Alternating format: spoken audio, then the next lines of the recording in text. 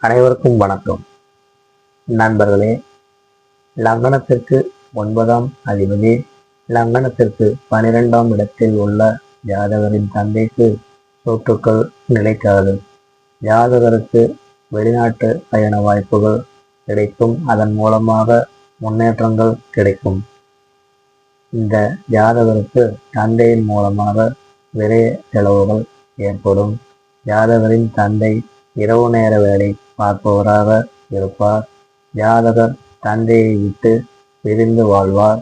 ஜாதகரின் குழந்தைகள் வெளிநாடு செல்வார்கள். இந்த ஜாதகர் எந்த பாக்கியங்களும் அதிர்ஷ்டங்களும் இல்லாதவர்.